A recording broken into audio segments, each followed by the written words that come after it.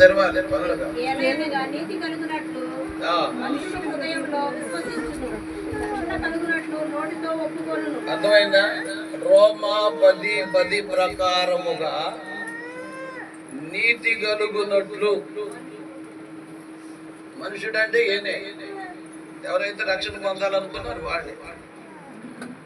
నాడు అబ్రహాముతో చేసిన వాగ్దాన ప్రకారం నేను చెప్తాను, ఆ దేవుని సంకల్పం అనేది లోకాసువార్తలో దేవుడు జ్ఞాపకం చేసుకొని అన్ని జనులు అనబడే జనులను రక్షించుకుంటానని దేవుడు చెప్పిన మాట ప్రకారం ఆయన, గమనించండి, గవిని వెలుపలకు వెళ్ళాడు. చెప్పండి, అంటే గవిని వెలుపలకి వెళ్ళకపోతే అన్యుడు రక్షించబడ్డాడు. ఎందుకని ఊళ్ళోనేమో ధర్మశాస్త్రం 10 ఆజ్ఞలు నెరవేరిస్తేనే కానీ పరలోకం. అది మానవుని వలన అయ్యేది కాదు. అందుకనే దేవుడు ఊరి వెలుపలికి గవినిలోనికి వచ్చాడు. గవినిలో ఎవరున్నారు? అన్యుడు ఉన్నాడు. ఎవరున్నాడు? అందుకని మనందరి కొరకు దేవుడు గవినికి వచ్చాడు.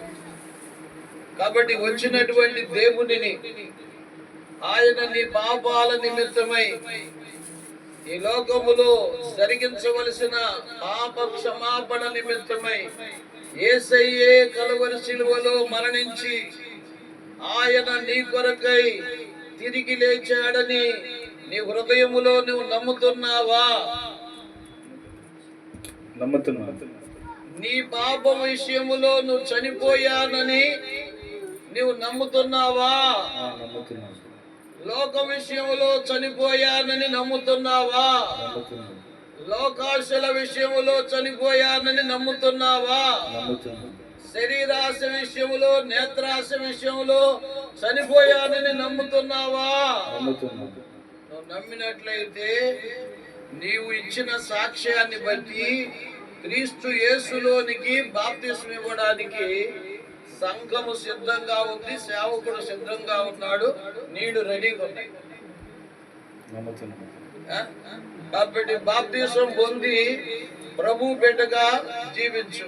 బాప్తిస్మం పొందిన తర్వాత నీ లైఫ్ అనేది ఎలా ఉండాలనేది బాప్తిస్మం తీసుకున్నాక చెప్తాం. రైట్, ఓకేనా? తీర్మానం క్లియర్ అయిందా? రోమా 10:10, రోమిలు రాసిన పత్రిక 10:15లో క్లియర్ అయిపోయింది. కాబట్టి ఒక ప్రార్థన చేద్దాం. అందరు కళ్ళు పోయండి. ఇప్పుడు మీ కొరకు చేయబడే ప్రార్థన ఏంటంటే, దేవుని ఎదుట మీ పాపముల విషయములో మీరు మరణించిన స్థితిలో ఉన్నారా లేదా? మీరు మరణించిన స్థితిలో ఉన్నట్లయితే యోహాను 1:4 ప్రకారము జీవమైన యేసయ్య మీలో జీవించాలి. ఆయన జీవముతోనే మీరు బ్రతకాలి. అందుకే దేవుడు 9వ వచనంలో వెలిగించాడు,